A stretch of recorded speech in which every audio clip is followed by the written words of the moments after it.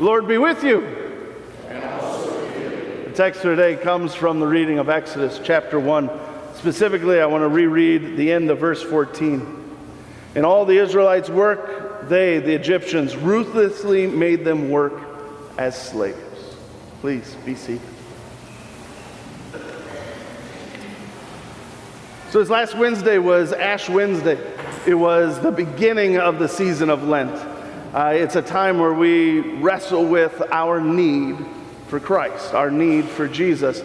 It's a season that we're anticipating the coming of the Passion narrative.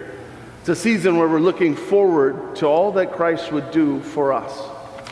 And we see and we're wrestling with, as he enters into Jerusalem, his triumphal entry, the last night he had with his followers, the day he was brutally murdered, and the victory of an empty tomb. Lent is a time where we recognize that we know the story, we know the narrative. And the beauty is we know the truth. The tomb is empty still today. And yet, there was a reason Christ had to come. There was a reason that the Son of God had to die. And the season of Lent is recognizing it's us. We're the reason. So during this season of Lent, you heard me talking with the kids about how we're going to look at the nation of Israel. We're going to look at the great saving events of God. Now, one of my favorite words, and I'm not pulling a Pastor Eckelkamp, I'm not going to give you all the history of the word, because I don't know it, I just like the word. It's called salvific. I want you to try that with me. Salvific. So it's the saving work. The great salvific event. God coming for you, for me. But for us to better understand the saving work of God, we first wrestle with his great salvific event, his great saving event of the Old Testament, where God delivered his people. Where God delivered the Israelites, the Hebrews, it's in an interchangeable name, where he delivered them from slavery. Now, I just gave you the punchline because I messed up. So, before we can talk about saving events, we have to first wrestle with what did they need saving from? Now you all already know the answer. They were slaves. So we're going to spend time throughout the next several weeks, the Sundays in Lent, looking at this book of Exodus. It's the second book in the Bible. It's this story of God delivering his people. And we started off our reading from Exodus chapter 1 that they had become enslaved in Egypt, the Israelites, the Hebrews. So for us to get to that point, we have to start with how did they get there?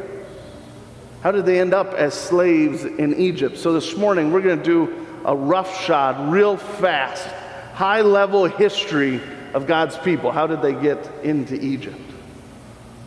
So we're going to start with the story of God and this man named Abram. That God came to this man named Abram and started a relationship with him, a covenant with him. And the covenant was, I will be your God and you will be my people. And this covenantal relationship began between God and Abram. And God had promised that through you, Abram, all the nations of the world will be blessed. And you will have descendants as numerous as the stars in the sky, as many as the sands on the seashore. I will be your God, and you will be my people.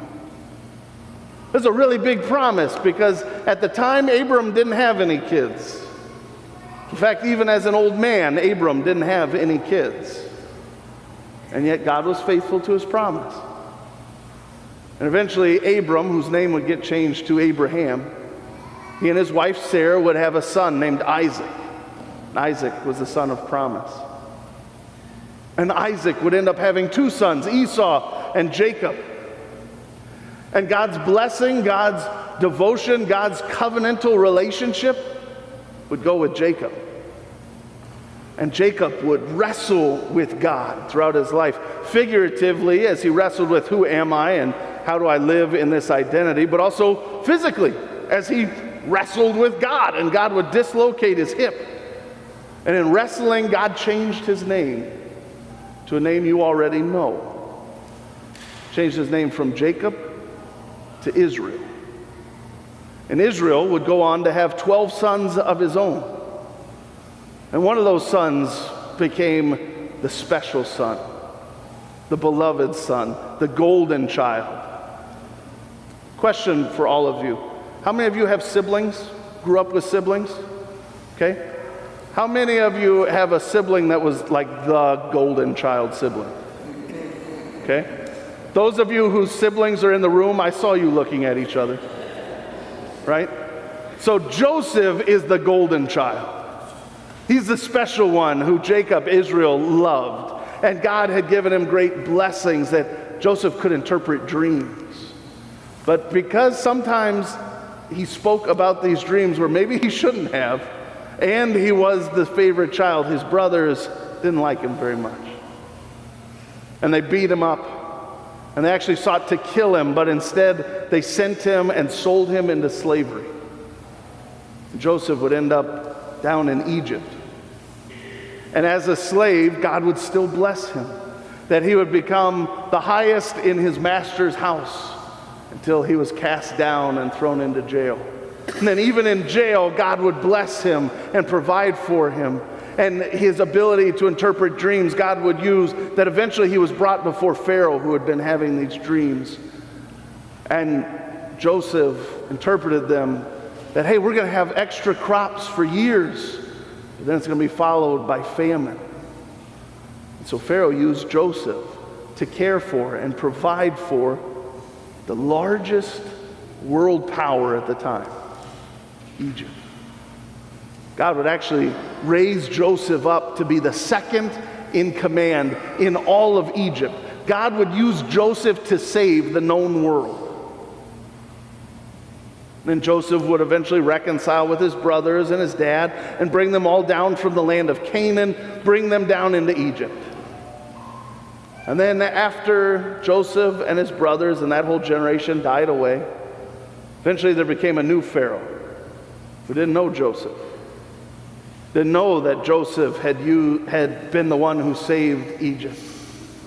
Instead, the new Pharaoh looked around and saw all of these Israelites, all these Hebrew people, and got scared. And so he enslaved them, made them slaves for Egypt. And we read in our text that even as they were slaves, they continued to multiply. So the Egyptians put even more pressure on them, and God allowed them to multiply even more and had them build their cities. So that's where we're at the beginning of Exodus. God's people are now enslaved. And when we hear slavery, we think of different things. And we know throughout our history that there have been people that have been enslaved to different individuals, to different nations, to different people groups. And even though we don't see it in our own lives today, it's still something that takes place in the world. There's still millions of people who are slaves today in the world, in the 21st century. This idea of being a slave, being mastered by someone else, and the cruelty.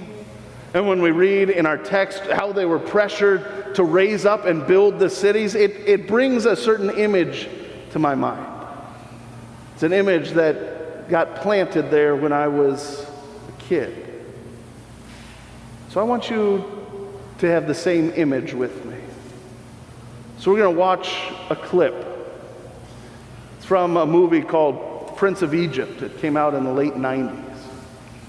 But I want you to watch it with me.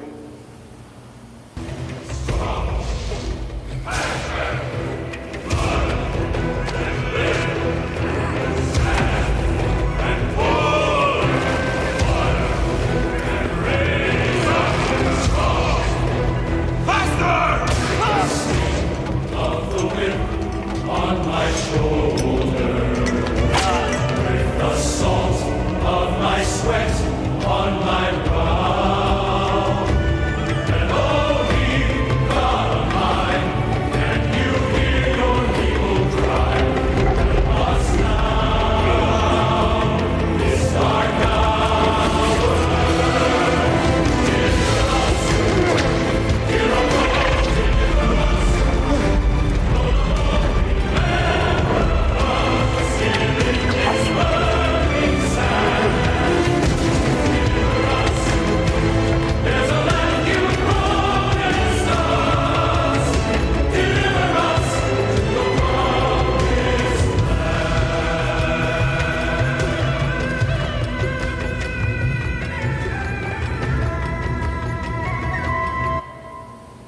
to say, it should stop in there. So how many of you have seen that movie before? A handful of you? So it is this illustration of how God's people were slaves to Egypt, building their cities, being beaten, being whipped, being used as forced labor. And if you were listening to the words, you heard in there where they cry out, Elohim Adonai, God, Lord, save us. Send us a deliverer. God's people were enslaved in Egypt. It's not where they were supposed to be. It's not the land God had promised to Abraham, to Isaac, to Jacob. It's not the land flowing with milk and honey. Instead, it's further south, and it's awful. This isn't what you had promised, God. Save us. Deliver us. The reason we're looking at this story, this story of how God's people cried out for saving, is because it's pointing to how God's people today cry out for saving. You and me. We're not slaves to another nation like Israel was, but rather we've been slaves to sin, the master who rules and lords over us. St. Paul even writes about that in our reading from Romans. He says, you have been slaves to sin.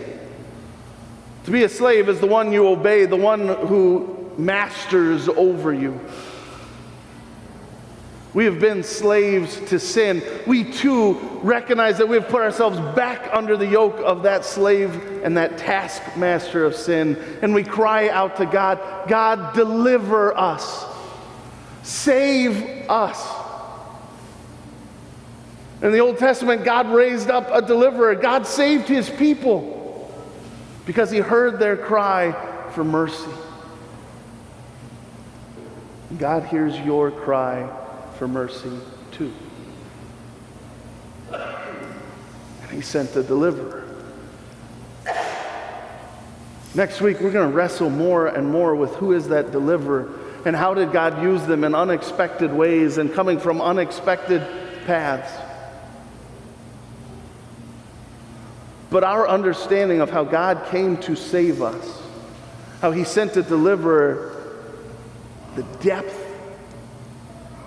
grows only deeper when we understand how God saved his people who were slaves, who were beaten and whipped and ruled over, cried out to the only one who could do anything. It's the same one we cry out to.